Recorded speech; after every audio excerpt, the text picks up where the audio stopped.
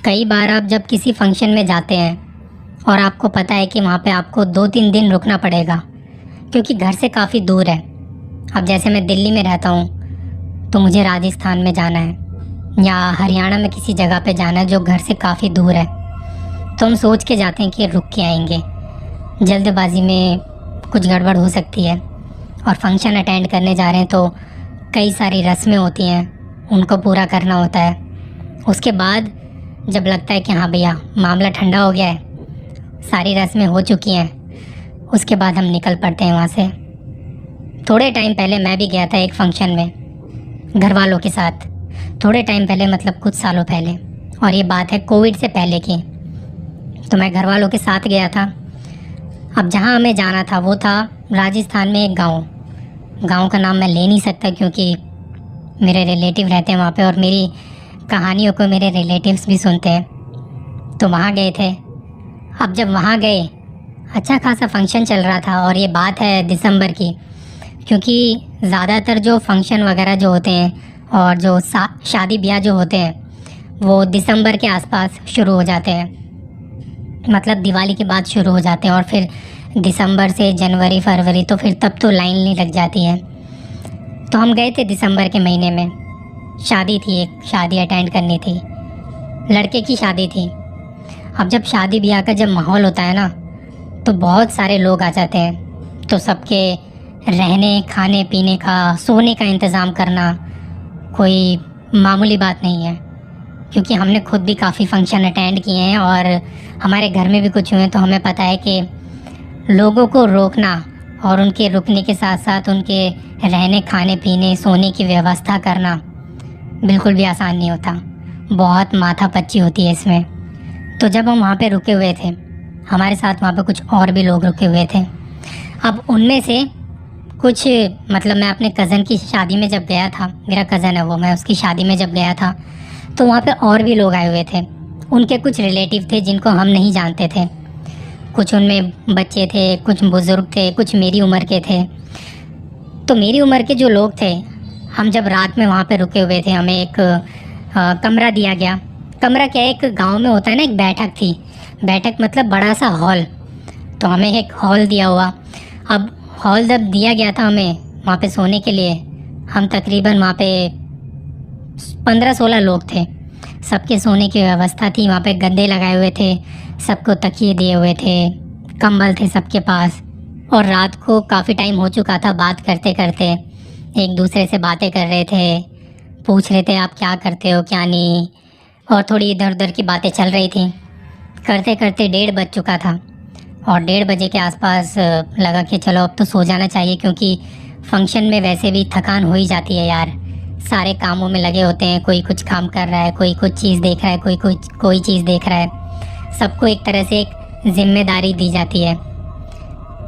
1:30 बजे के आसपास हमारी जब बातचीत ख़त्म हुई, एक दूसरे को कहानियाँ सुना रहे थे, बता रहे थे हमारे यहाँ पे ये होता है वो होता है, मैं ये करता हूँ मैं वो करता हूँ। कुछ लोगों ने अपनी डरावनी कहानियाँ भी सुनाई।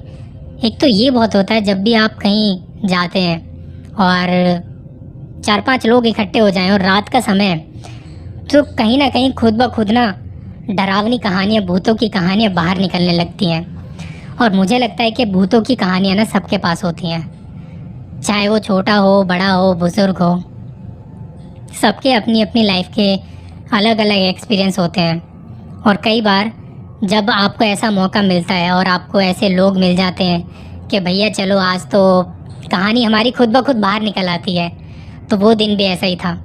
1:30 बजे के आसपास हम सारे, लगता है कि अब तो चलो सो जाना चाहिए। हम लोगों ने अपने बाहर से थोड़ा पानी का इंतज़ाम किया, पानी की बोतल वोटल रखी, कुछ लोग फ्रेश वगैरह होके आए। अब ऐसा था, आधे लोग तो वहाँ पे टॉयलेट थे नहीं, कुछ टॉयलेट थे वो इतने साफ़ सुथरे नहीं थे, तो बहुत से लोगों को आदत होती है गांव में, वो खेतों में चले जाते हैं। तो खेतों में चले जाते हैं, जब उनमें से भी हमारे साथ जो सो रहे थे उनमें कुछ लोग थे जो खेतों की ओर जाने लगे। अब रात के 1:30 बजे के आसपास 3 लोग थे, तीनों को लगा कि खेत की तरफ चलना चाहिए, क्योंकि भैया ये लेटरिन बाथरूम तो हमारे बस की बात है नहीं यहाँ पे करना। तो वो रात को शू करने के लिए भी खेत चले गए। खेत चले गए, हम लोग सो गए। उन लोगों का इंतज़ार किया और 4-5 मिनट 10 मिनट हम लोगों को थकान की वजह से नींद आ गई। 10 मिनट बाद 15 मिनट बाद पता नहीं हम में से किसी की आँख खुली और उसने कुछ आवाज़ सुनी। ऐसा लगा जैसे कोई मदद मांग रहा हो, कोई चिल्ला रहा हो। अब माहौल कुछ ऐसा था कि एक तो हम सारे बहुत थक चुके थे, तो लगा यार ये किसी का वहम होगा या शायद कोई मज़े ले रहा होगा। होता है कभी कभी कोई प्रैंक करने लगता है, पर वो प्रैंक नहीं था। वो प्रैंक नहीं था, वो एक रियलिटी थी और सच्ची में किसी की आवाज़ आ रही थी। हमें नहीं पता था ये आवाज़ उनकी है जो हमारे साथ थे अभी थोड़ी देर पहले, और वो फ्रेश होने के लिए खेतों की तरफ गए थे। खेतों की तरफ गए थे, ये चीज़ हमें बाद में पता लगी। हम लोगों को लगा चलो आवाज़ आ रही है, अब क्या मतलब बाहर कहीं लड़ाई वड़ाई तो नहीं हो रही, क्योंकि अक्सर शादी ब्याह का जो माहौल होता है ना, वहाँ पे बहुत सारे पंगे हो ही जाते हैं यार, बहुत सारी लड़ाइयाँ हो ही जाती हैं। आप लोगों ने भी नोटिस किया होगा, देखा होगा। ऐसी चीज़ें मेरे को लगता है शादी ब्याह में बड़ी नॉर्मल है। तो जब हमने अपनी बैठक का दरवाज़ा खोला, हम लोग बाहर आए। सारे लोग जाग चुके थे, हम जो बैठक में सो रहे थे। हम लोग बाहर आए, हमने देखा कि आवाज़ कहाँ से आ रही है। थोड़ी देर छानबीन करने के बाद, यहाँ वहाँ देखने के बाद, आवाज़ को ध्यान से सुनने के बाद पता लगा कि वो आवाज़ खेतों की तरफ से आ रही है। और वो जो आवाज़ थी लगातार आई जा रही थी। ऐसा नहीं कि आवाज़ आई और बंद हो गई। किसी के बहुत बुरी तरह से चीखने की आवाज़ आ रही थी, और एक आवाज़ नहीं थी वो ऐसा लग रहा था कोई झुंड है जो चीख रहा है, जो चिल्ला रहा है, जो आपसे मदद मांग रहा है। हम धीरे धीरे खेतों की ओर जाने लगे। 2 लोग थे हमारे पीछे, वो जल्दी से गए। वहाँ पे एक लालटेन थी और एक के पास एक बड़ी सी टॉर्च थी, वहीं पे बैठक में रखी थी, वो उसे लेके आए। अब बैठक में टॉर्च कहाँ से आई कहाँ से नहीं हमें नहीं पता, क्योंकि हमने ज़्यादा छानबीन की नहीं। पर उस लड़के की नज़र पड़ी, वो कह रहा कि एक टॉर्च है मेरे पास और एक लालटेन भी है, मैं लेके आता हूँ। 2 लोग गए, लालटेन और टॉर्च लेकर आए। जब लालटेन और टॉर्च लेकर आए, वो यहाँ वहाँ लाइट मारने लगे। हमें दूर कहीं कुछ 50-60 मीटर की दूरी पर हमें जो खेत थे ना, खेत काफ़ी बड़े बड़े थे, ऊंचे ऊंचे खेत थे। वहाँ जो पता नहीं किस चीज़ के खेत थे, शायद गन्ने के थे, तो वो हिल रहे थे। अब जब वो हिल रहे थे तो हमें लगा कि यहाँ पे कोई जानवर वगैरह ना हो, कहीं कोई फंस वस ना गया हो। तो हमने और बाकी लोगों को बुलाया। अब फ़ोन तो थे ही हमारे पास, हमने फ़ोन किया। 4-5 लोग और आए वहाँ से डंडा वगैरह लेके। अब जब वो आए तो हमने बताया कि ऐसे ऐसे हम खेत की साइड हैं, आप लोग यहाँ पे आ जाओ, कुछ आवाज़ें आ रही हैं। तो अब शादी ब्याह का माहौल था, तो लोग बहुत सारे थे, हम वहाँ पे काफ़ी सारे लोग रुके हुए थे। वो लोग आए और जब हम धीरे धीरे उस आवाज़ की तरफ बढ़ने लगे, और वो झाड़ियाँ जो हिल रही थी, जहाँ से हिल रही थी, वहाँ पे धीरे धीरे हम जाने लगे। तो आगे जाके एक पॉइंट पर हमें कुछ ऐसी भयानक सी आवाज़ आई, जैसे कोई मतलब वो किसी आम इंसान की आवाज़ नहीं थी। उस आवाज़ को एक्सप्लेन करना भी बड़ा मुश्किल है, वो किस तरह की आवाज़ थी। वो आवाज़ ना आप जानवर की कह सकते हो, ना इंसान की कह सकते हो। कुछ बहुत अजीब तरीके से घुर्राने की आवाज़ आ रही थी, और घुर्राने की आवाज़ जो थी वो किसी औरत की आवाज़ थी। शायद लगा कि किसी औरत की आवाज़ है, क्योंकि वो आदमी की आवाज़ नहीं थी, किसी जानवर की आवाज़ नहीं थी, पर थोड़ी थोड़ी वो आवाज़ किसी औरत की आवाज़ थी। हम धीरे धीरे उस आवाज़ की तरफ बढ़ रहे थे।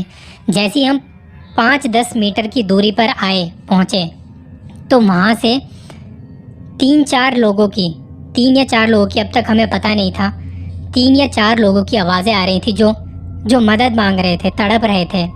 हमें लग रहा था शायद कोई है जिसको हमारी मदद चाहिए। हम जल्दी से वहाँ पे गए, हमने रोशनी से देखा तो 3 लोग, और वो 3 लोग कौन थे जो हमारे साथ थे बैठक में, वो 3 लोग वहाँ पे पड़े हुए हैं, और उनके गर्दन पे, उनकी छाती पर, किसी के पैर पर, किसी के हाथ पर खरोच के निशान थे। ऐसा लग रहा था कोई उनको नोच रहा है, कोई उनके हाथों को फाड़ने की कोशिश कर रहा है। किसी के नाखून के निशान थे वहाँ पे। तो वो जब नज़ारा देखा ना, हम सबकी हालत ख़राब हो गई उस चीज़ को देख के, उस नज़ारे को देख के। हम लोगों ने उन्हें जल्दी से उठाया, पास के सरकारी अस्पताल में ले गए, क्योंकि ज़्यादातर जो गांव होते हैं वहाँ पे सरकारी अस्पताल ही होते हैं। पास के सरकारी अस्पताल में ले गए, रात के तकरीबन 3 बज रहे थे। 3 बजे के आसपास जब उन्हें ले गए, तो जब उन्हें ले जा रहे थे, गाड़ी में थे हम, एक वैन थी, वैन के अंदर उन्हें लिटाया, उन्हें जैसे भी हम कर सकते थे उनको अंदर खिसकाया, जगह बनाई, और उनके साथ 4 लोग और थे और पीछे एक गाड़ी और थी। हम फटाफट सरकारी अस्पताल गए। जब हम ले जा रहे थे तो वो बता रहे थे कि एक शायद डायन थी या पता नहीं कौन था, कि एक डायन सी दिखने वाली एक औरत, वो हम तीनों पर बैठ के हमें खरोच रही थी, हमें मार रही थी, हमें नुकसान पहुंचा रही थी, हमें शायद खाना चाह रही थी, शायद हमें जान से मारना चाह रही थी। वो लोग कांपते कांपते बोल रहे थे। हालांकि उन्हें जो चोट लगी थी वो इतनी नहीं थी कि उनका खून ज़्यादा बह चुका था, पर फिर भी ऐसा लग रहा था कि अगर हम देर कर देते तो शायद बहुत ज़्यादा देर हो जाती और शायद ना बच पाते वो। पर खैर हम उन्हें हॉस्पिटल ले गए। हमने बोला अभी शांत हो जाओ, तुम लोग शांत हो जाओ। उन्हें शांत करते करते, उनकी बातें सुनते सुनते हम हॉस्पिटल पहुँचे। डॉक्टर ने देखा कि ये क्या हुआ, तो उनको बताया कि डॉक्टर साहब ऐसे ऐसी चीज़ हो गई थी, शायद इन पे किसी जानवर ने हमला कर दिया या क्या हो गया, ये खेतों में गए थे। तो डॉक्टर ने उनका ट्रीटमेंट शुरू किया। ट्रीटमेंट करने के बाद उनको दवाइयाँ वगैरह, इंजेक्शन वगैरह जो भी थे वो उन्होंने लगाने शुरू किए। अब ये सब जब ट्रीटमेंट चल रहा था तो हमें तो हल्की हल्की नींद आ रही थी, रात के इतना टाइम हो गया था। तो हम 4-5 लोग हॉस्पिटल में रुके हुए थे। डॉक्टर ने बोला कि बाहर ही रुक जाओ, और उनका ट्रीटमेंट चल रहा था। डॉक्टर थोड़ी देर बाद बाहर आए। उन्होंने कहा कि तीनों ठीक हैं वो, पर अभी बेहोश हैं क्योंकि उनको इंजेक्शन दिया हुआ है और दवाइयाँ चढ़ाई हुई हैं। सुबह तक इनको होश आ जाएगा, शायद आ जाना चाहिए, डॉक्टर बोल रहे थे। तब हम इनसे ज़्यादा बात कर सकते हैं। अभी आप लोग या तो रुक सकते हैं, रुक जाइए, या घर जाना चाहते हैं तो चले जाइए। 2 लोगों ने कहा कि हम यहीं रुक जाते हैं, आप लोग चले जाइए। हम वापस आ गए। हम जब वापस आए, घर पे माहौल ऐसा था, सब लोग पूछ रहे थे क्या हुआ क्या नहीं। हमने उन्हें बताने की खूब कोशिश की कि ऐसे ऐसी चीज़ें हो रही थी, पर कोई चीज़ों को समझ नहीं पा रहा था, कोई बातों को समझ नहीं पा रहा था। खैर हमने बोला चलो अब सोते हैं, और सुबह होके फिर जब सुबह होगी तब चलेंगे हॉस्पिटल और देखेंगे वहाँ पे बाकी का, कि उन लोगों को होश आया है नहीं आया। बाकी की बातचीत उनसे पूछेंगे, उनको पता होगा कि हमें तो इतना ज़्यादा कुछ पता है नहीं कि क्या हुआ था क्या नहीं। तब हम रात को पहले तो सो गए और सुबह होने का इंतज़ार कर रहे थे। सुबह 9 बजे के आसपास, तकरीबन 9 बजे के आसपास हॉस्पिटल में जो 2 लड़के थे उनका फ़ोन आता है। वो बताते हैं कि इन तीनों को होश आ चुका है और वो तीनों बुला रहे हैं घर वालों को कि आप लोग जल्दी से जल्दी आ जाओ। वो डर भी रहे हैं, काँप रहे हैं। अब पता नहीं किस चीज़ का डर है, किस बात का डर है उन्हें। हम यहाँ से 4-5 लोग गए और जाके उनसे पूछने की कोशिश की कि क्या हुआ था क्या नहीं। हमें लगा रात में जो बता रहे थे शायद इनकी जो दिल की दिमाग की बातें हैं वो शायद थोड़ी बदल जाएंगी, पर रात में जो इन्होंने बताया था अभी भी वही बताया कि हम खेतों में गए थे, हमें बहुत ज़ोर से लगी थी, हम वहाँ पे कर रहे थे, तभी किसी डायन ने हम पे पीछे से हमला कर दिया, किसी औरत ने। उसकी शक्ल तो हम ठीक से देख नहीं पाए, उसके बाल बिखरे हुए थे, उसके नाखून बड़े बड़े थे, वो है करके आवाज़ कर रही थी। हम तीनों हिल तक नहीं पा रहे थे जब वो हमारे ऊपर बैठ गई, और हम तीनों लाइन से थे। किसी को वो नाखून से खरोच रही थी, किसी को दांत मारने की कोशिश कर रही थी, किसी को थप्पड़ मार रही थी, आवाज़ें कर रही थी, और हम चिल्ला रहे थे। हम हिल तक नहीं पा रहे थे, एक की तो आवाज़ नहीं निकल रही थी। अब पता नहीं कैसे न कैसे थोड़ी देर बाद जब हम लोगों की आवाज़ जब आप लोगों तक पहुंची, तब आप लोग आए। उसके बाद वो वहाँ से फ़ौरन गायब हो गई। पता नहीं वो क्या था क्या नहीं, पर रात को कुछ ऐसा हुआ था। और जब हम उस फंक्शन से वापस लौट रहे थे, ये सारी चीज़ें होने के बाद, आज वो तीनों लड़के एकदम ठीक हैं, पर कहीं ना कहीं ये कहानी, ये किस्सा उनके दिमाग में, उनके जहन में आज भी है कि जब हम वहाँ पे गए थे तब क्या था, और जब हम वापस लौटे हैं तो तब क्या है। जब हम गए थे तो हमारे पास कुछ नहीं था, और जब लौटे हैं तो हमारे पास बहुत सारी डरावनी यादें हैं वहाँ की। उस खेत में आए दिन ऐसे कुछ ना कुछ चीज़ें होती रहती हैं। गांव वाले भी बताते हैं कि उस खेत में या उसके आसपास रात को बिल्कुल भी नहीं जाना चाहिए, क्योंकि वो जगह सही नहीं है। अब वजह क्या है क्या नहीं पता नहीं, पर चीज़ें जब आपके आसपास ऐसी होती है ना, तो कहीं ना कहीं आपके मन में एक ख्याल आ ही जाता है जो हमेशा से शायद किसी इंसान के मन में रहता है कि क्या भूत प्रेत सच में होते हैं। अब कुछ चीज़ें तो देखिए सही होती हैं, कुछ चीज़ें बनावटी होती हैं, पर सच्चाई क्या है और बनावटी चीज़ें क्या हैं ये तो सिर्फ वही जानता है जिसके साथ ऐसा कुछ घटता है। मैं हमेशा से कहता हूँ, जिसके साथ बीतती है ना वही बता सकता है कि उस टाइम पर उसकी क्या हालत होती है। सोचने वाले और सुनने वाले, समझने वाले तो बस अंदाज़ा लगा सकते हैं, बाकी वही बता सकते हैं कि हुआ क्या था। आपके पास भी ऐसी कोई कहानी या किस्सा है तो प्लीज़ शेयर कीजिए, क्योंकि कुछ कहानियाँ मेरे को लगता है कि दबी रह जाती हैं। आपकी कुछ बातें हैं, कुछ ऐसे हादसे हैं जिन्हें आप शेयर करना चाहते हैं पर कर नहीं पाते। मुझे लगता है शेयर करनी चाहिए, क्योंकि जब तक आप शेयर नहीं करेंगे लोगों को उस जगह के बारे में, उन चीज़ों के बारे में पता नहीं लगेगा। तो ये आपके ऊपर है, ऐसी चीज़ों के बारे में अवेयरनेस ज़रूर फैलानी चाहिए आपको। अगर कुछ है जो आप बताना चाहते हैं और बता सकते हैं, बताने लायक है, तो प्लीज़ लोगों तक ज़रूर पहुंचाइए। और मैं प्रवीण, आज के एपिसोड में बस इतना ही। जल्दी मिलूँगा किसी और कहानी के साथ। कहानी पसंद आई तो प्लीज़ सब्सक्राइब कर दीजिए, लाइक कर दीजिए और शेयर करिए। बहुत जल्द मिलूँगा किसी और कहानी के साथ। अपना ख्याल रखिए। शुक्रिया। नमस्ते। आज की जो कहानी है ना, आज दो कहानियाँ। सबसे पहले तो दो कहानियाँ हैं। एक मेरी खुद की कहानी है, एक मेरी अपनी कहानी है, और एक कहानी किसी और के द्वारा आप सुनेंगे जो मेरे शो पर जिन्होंने ये कहानी भेजी है। मेरे को लगा उनकी कहानी मैं बाद में आपको सुनाऊंगा।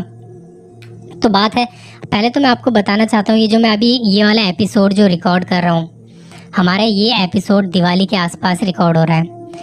मैंने ये बताना इसलिए ज़रूरी समझा क्योंकि हो सकता है ये एपिसोड थोड़ा डिले हो जाए।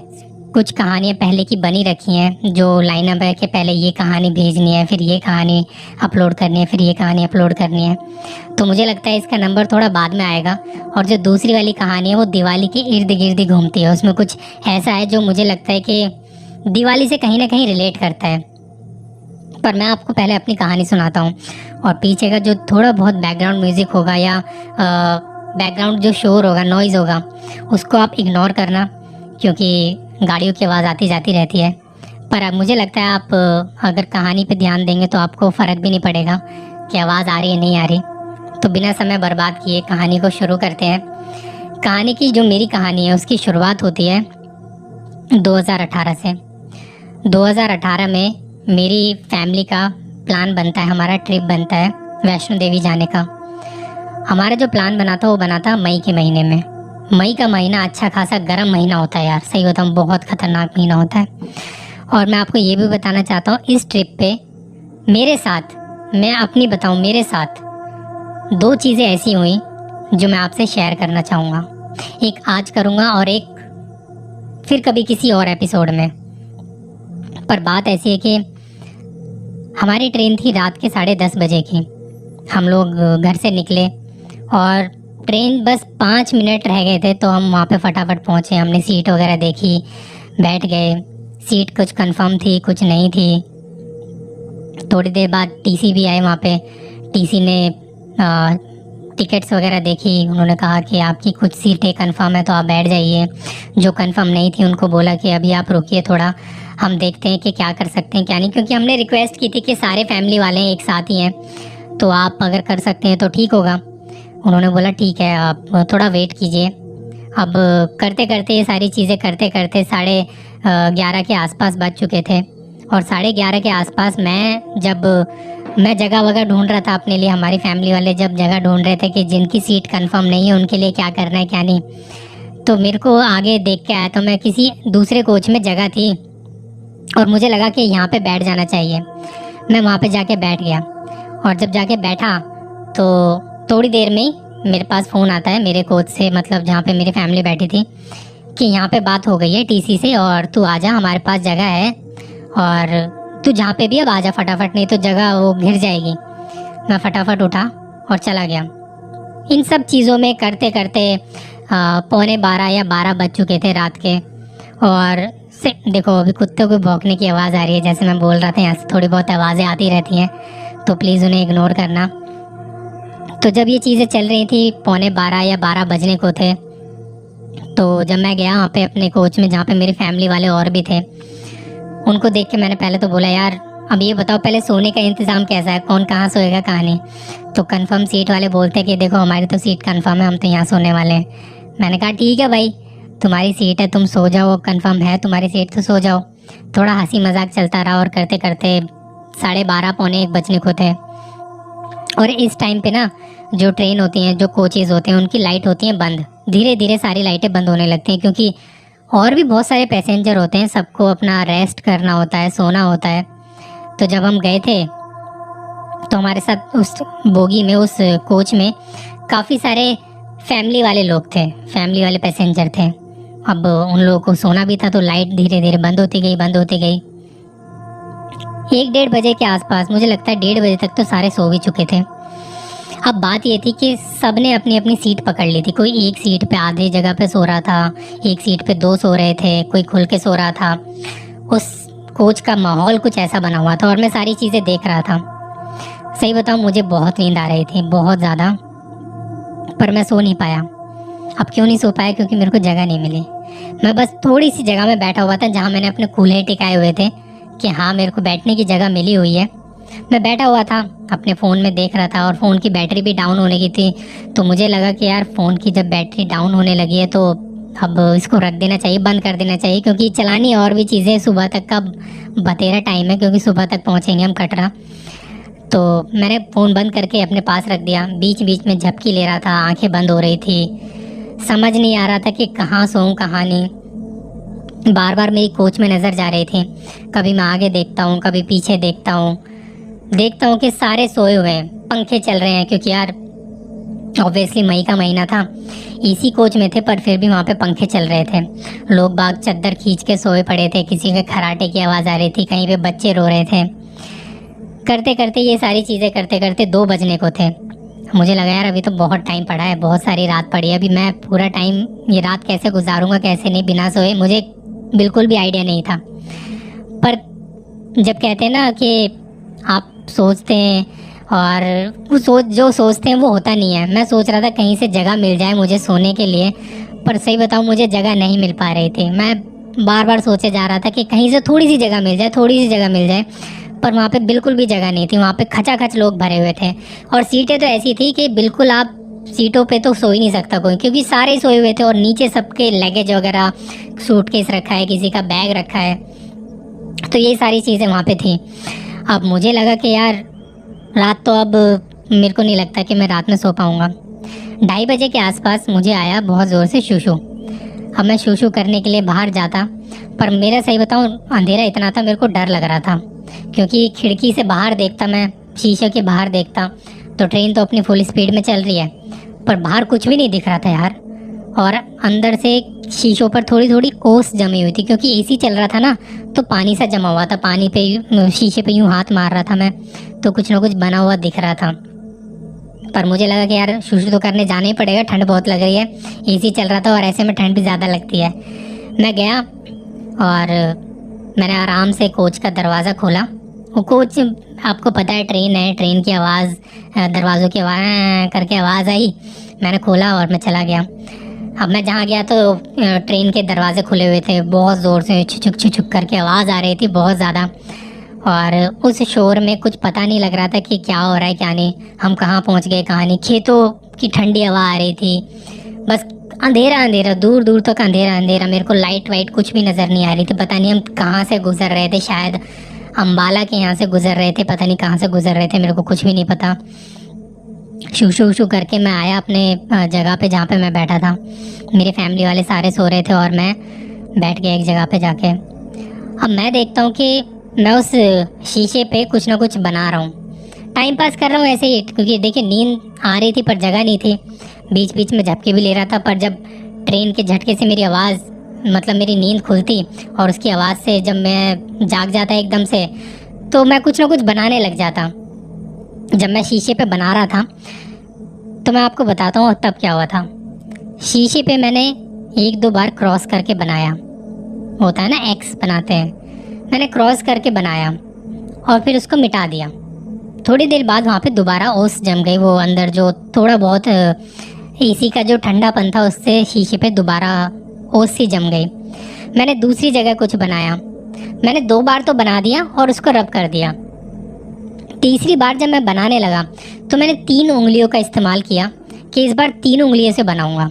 मैंने तीनों उंगलियों से कोशिश की, जैसे वुल्वरीन की होती है ना उंगलियां, वुल्वरीन वो आपको पता होगा मूवी में स्क्रैच मार देता है। तो मैं 3 उंगलियों से एक्स बना रहा था और जैसे मैंने 3 उंगलियों से एक्स बनाया ना, मुझे वहाँ पे बाहर की साइड खिड़की के बाहर जहाँ अभी तक मुझे कुछ भी महसूस नहीं हो रहा था, मुझे मतलब कुछ दिख भी नहीं रहा था, इतना अंधेरा था।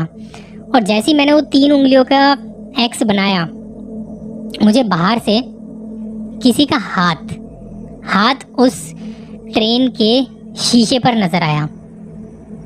अब पता नहीं शायद मेरा धोखा था क्या था, मैं आपको बताता हूँ हुआ क्या था। पहली बार जब मैंने बनाया तब कुछ नहीं, दूसरी बार बनाया कुछ नहीं, तीसरी बार बनाया तो मुझे ऐसा महसूस हुआ, मेरे को लगा शायद मेरी ना नींद है, ये मेरी नींद में ऐसा कुछ हो रहा है और मेरे को नींद की बहुत ज़रूरत है, मेरे को सोना है। पर मैं चाह कर भी सो नहीं पा रहा था क्योंकि जगह थी नहीं। फिर मैंने दोबारा से मिटा के 3 उंगलियों से दोबारा से एक्स बनाया और एक्स बनाने के बाद बाहर की तरफ से भी किसी ने कुछ बनाया। मुझे ऐसा लगा कि बाहर की तरफ से भी किसी ने कुछ बनाया क्योंकि मेरे को इमेज दिख रही थी। अब मैंने अपनी इमेज को दोबारा मिटाया पर बाहर वाली इमेज नहीं मिटी। मेरे को लगा कि कुछ तो गड़बड़ है और मैंने फिर उस शीशे पे इस बार मैंने कुछ बनाया नहीं। मैंने सोचा कि इस बार कुछ और ट्राई करता हूँ। मैंने शीशे पर उंगलियों से यूँ बजाना शुरू किया तो बाहर से मुझे आवाज़ आने लगी, जैसे बाहर से कोई खुरच रहा हो, किसी के नाखून। उस जो बोगी में मैं बैठा था, जिस जगह पे वो शीशा था, खिड़की थी, वहाँ पे यूँ आवाज़ आ रही थी जैसे कोई खुरच रहा हो उसे। उसके बाद तो जो मेरी हालत हुई ना, मैं आपको बता भी नहीं सकता सही में मेरी हालत क्या हुई थी। मैं कांपने लगा वहाँ पे, मैं कांपने लगा। मैंने अपनी फैमिली से अपने मम्मी को उठाया, मम्मी को बोला मम्मी थोड़ी सी जगह दे दो, मेरे को सोना है। मम्मी के पास ऑलरेडी मेरा भाई सो रहा था पर उन्होंने कहा कि जगह तो है नहीं। मैं कह रहा मम्मी थोड़ी सी जगह दे दो। मैं जाके उनके पास चुपचाप से सोने की कोशिश करने लगा। बहुत थोड़ी सी जगह थी कि एक करवट में सो रहा हूँ, मैं दूसरी करवट ले नहीं सकता, सीट से नीचे गिर जाऊँगा, जगह नहीं है। एक करवट में सारी रात गुजारनी है। मेरे पास कुछ ओढ़ने के लिए एक चादर थी और रेलवे स्टेशन पे और रेल में जो होता है ना, ट्रेनों में जो होते हैं ओढ़ने की चीज़ें जो आपको रेलवे की तरफ से मिलती हैं, वो होती हैं वाइट कलर में। तो मैंने वाइट कलर का वो चादर थी जो ओढ़ के सोने लगा। अब मैं उसमें से देख रहा हूँ बार बार हटा के, धीरे धीरे हटा के अपनी आँखों से कि कुछ तो है वहाँ खिड़की पे, क्योंकि खिड़की पे अभी भी मुझे कुछ ऐसा महसूस हो रहा था जैसे कोई अंदर आने की कोशिश कर रहा है, कोई यूँ ऐसे कर रहा है। पता नहीं मेरा वहम है क्या है, सही में मुझे पता नहीं, पर बार बार मुझे ऐसा लग रहा है। थोड़ी देर बाद किसी की परछाई मुझे दिखती है, किसी की परछाई वहाँ पे दिखी और जब वो परछाई दिखी तो उस वक्त मैं डर से कांपने लगा। मैंने मम्मी को पकड़ लिया। मम्मी कह रही क्या हो गया तेरे को। मम्मी ने पापा को उठाया और पापा ने फिर और लोगों को उठाया, जो भी हमारे फैमिली के साथ और भी थे, जितने भी थे सबको उठाया। कह रहे क्या हो गया, तू कांप क्यों रहा है। मैं कह रहा पापा मेरे को ना डर लग रहा है, ऐसा लग रहा है जैसे हमारे कोच में हमारी खिड़की पर कोई है। पापा कह रहे कुछ भी नहीं है, तेरा वहम है, ऐसा कुछ नहीं होगा। मैंने कहा पापा पता नहीं क्यों मुझे डर लग रहा है। तो पापा ने अपने पास जगह दी, बोले तू यहाँ पे सो जा, चुपचाप आंखें बंद कर और सो जा। उस टाइम पे लाइट जला दी थी उस कोच की और बाकी लोग भी जाग चुके थे। तो मैंने खिड़की की साइड दोबारा देखा तो अब वहाँ पे मुझे ऐसा कुछ नहीं लग रहा था। पर जब मैं पहले जब सारे सो रहे थे तब मुझे ये चीज़ें वहाँ पे फ़ील हुई, ऐसी ऐसी चीज़ें फ़ील हुई।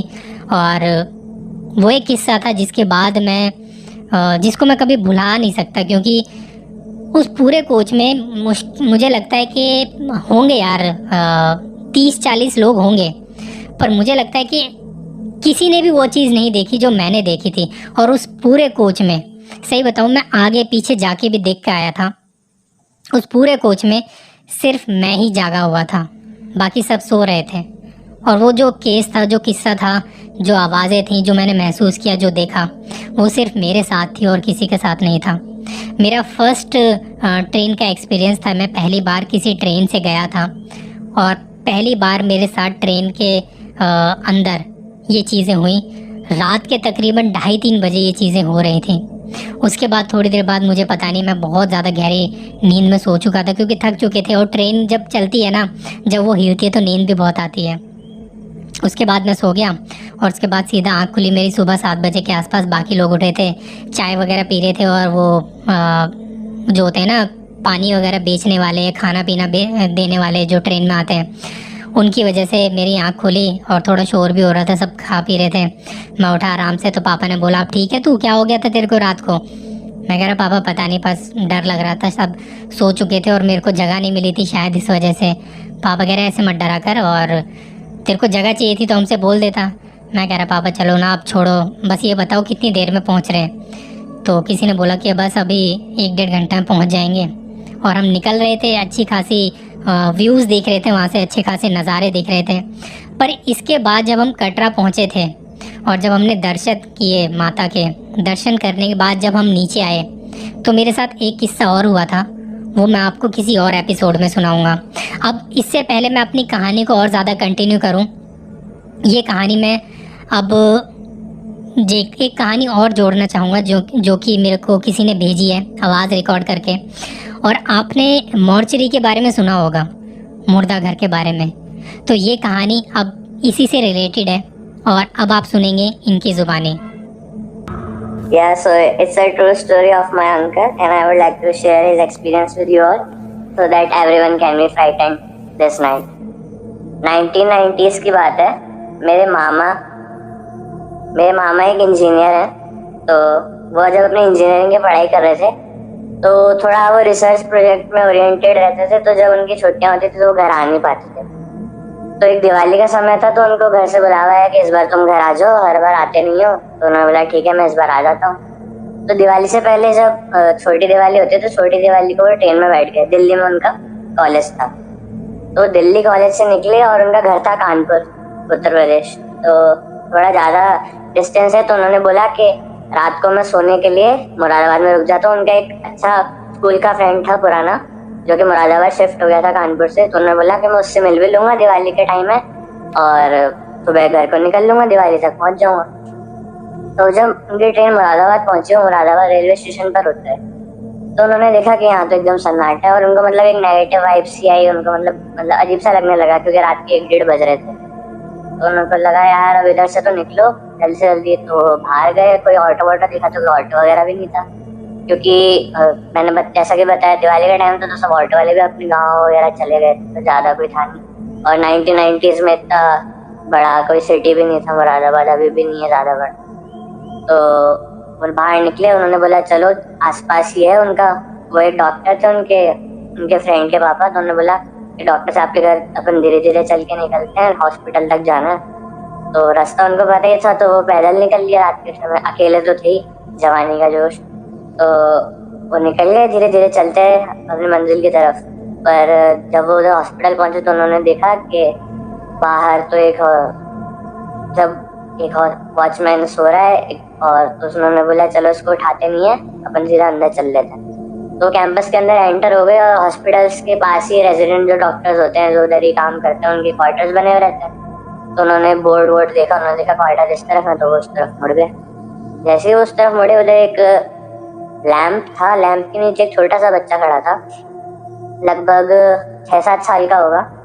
काफी गोरा था वो, मतलब इतने से चमक रहा था रात के समय भी, और आंखें उसकी बड़ी बड़ी थी। तो बहुत चार्मिंग बच्चा था, मतलब जैसे कि बच्चों को देख के मन करता है कि इसको प्यार कर लें, इसको पकड़ लें। तो मतलब अट्रैक्टिव बच्चा था, बहुत सुंदर। तो वो उधर खड़ा था, और वो सबसे बड़ी बात, वो स्कूल यूनिफॉर्म पहन के खड़ा था रात को 2 बजे। तो उनको लगा यार ये इतना बच्चा रात को कैसे खड़ा है। तो वो उसके थोड़ा पास में गए, तो उन्होंने बोला कि अंकल आप यहाँ क्यों आए हो, यहाँ नहीं आते। तो उन्होंने बोला कि मैं तो अपने घर जा रहा था बेटा, पर मुझे अपने फ्रेंड से मिलना है, तो डॉक्टर गुप्ता कहाँ रहते हैं मुझे बता दो। तो बोला हाँ आपको जहाँ जाना है मैं एक जगह लेके जाऊँगा, उधर से आप हर जगह चले जाओ। तो उन्होंने बोला ठीक है चलो मुझे रास्ता बता दो। मैंने बोला हाँ ठीक है मैं आपको ले चलता हूँ अपने आला में।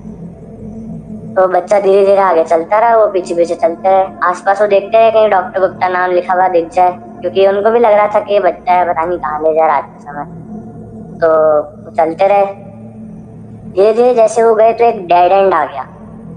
जैसे ही डेड एंड आया उन्होंने बोला अरे यार तू यहाँ कहाँ ले आया मुझे इतनी रात को?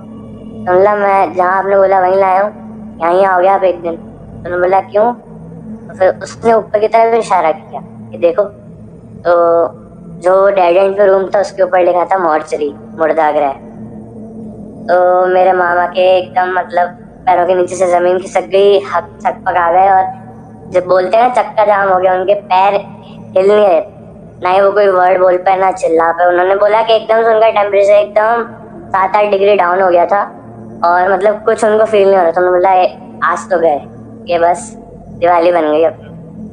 तो फिर वो बच्चा मॉर्चरी के अंदर एंटर हो जाता है और पीछे मुड़ के हंसते हुए देखता है और अपनी तरफ बुलाता है, जैसे हाथ को वेव करके अपनी तरफ। आप इमेजिन कर सकते हैं, मुझे तो अभी भी इमेजिन करके डर लग रहा है, जैसे छोटा सा बच्चा इतनी रात को यूनिफॉर्म में मॉर्चरी के अंदर आपको बुला रहा है और आप खड़े उसके आंखों में आंखें डाल के देख रहे हो कि वो अंदर जा रहा है। अब आप क्या करोगे?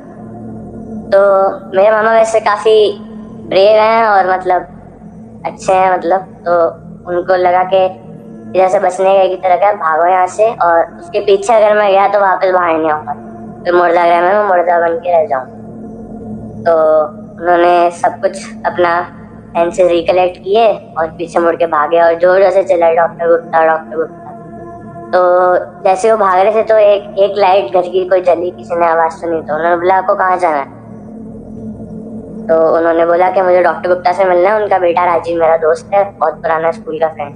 उन्होंने बोला हाँ डॉक्टर गुप्ता तो पीछे वाले उसमें लेन में रहते हैं, आप अभी इधर आ जाओ, पानी वानी पी लो, इधर रात को घूमते नहीं, आप उनको सुबह मिलना। तो उन्होंने बोला रात को क्यों नहीं घूमते? तो उन्होंने बोला इधर पास में मॉर्चरी है, इधर काफी केसेस हो गए हैं और ये मॉर्चरी जो है बच्चों की है, तो बच्चे भूत जो होते हैं थोड़े भोले होते हैं और वो एक बार पक जाते हैं तो फिर छूटते नहीं है, उनका अफेक्शन थोड़ा ज्यादा होता है। तो जैसे उन्होंने सुना उनको लगा कि आज तो बच ही गए। वो उस घर में गए, उन्होंने पानी वानी पिया। फिर जब सुबह सवेरा हुआ तो बिना राजीव से मिले वो डायरेक्ट अपने घर चले गए कानपुर जाके उन्होंने फोन किया राजीव जब भी तुझे मिलना हो मेरे से मिलने कानपुर आ जाना, मुरादाबाद में तो मैं कभी कदम रखूंगा। Happy Diwali. Thank you so much यार, आपने अपनी कहानी शेयर की और सही बताऊँ काफ़ी स्कैरी कहानी थी।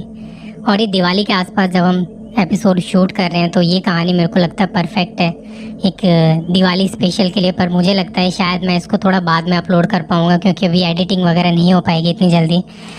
पर अगर आपके पास ऐसी और कहानियाँ हैं तो मेरे पास मेरी इंस्टा आईडी पे या मेरी ईमेल आईडी पर आप मेरे साथ शेयर कर सकते हैं, अपने किस्से कहानियाँ हम तक पहुंचा सकते हैं। और मुझे कुछ लगेगा कि मेरे को और दूसरे लोगों तक वो पहुंचानी चाहिए, कहानी में दम लगेगा तो मैं ज़रूर लोगों तक पहुंचाऊंगा। और अपना ख्याल रखिए और अगर आपको ये एपिसोड पसंद आया तो प्लीज़ इसे शेयर कीजिए, लाइक कीजिए और फॉलो कीजिए। Thank you so much. बहुत जल्द मिलूँगा एक और कहानी के साथ। अपना ख्याल रखिए, ध्यान रखिए अपने आसपास, कहीं किसी की नज़र आप पर है तो नहीं। Thank you.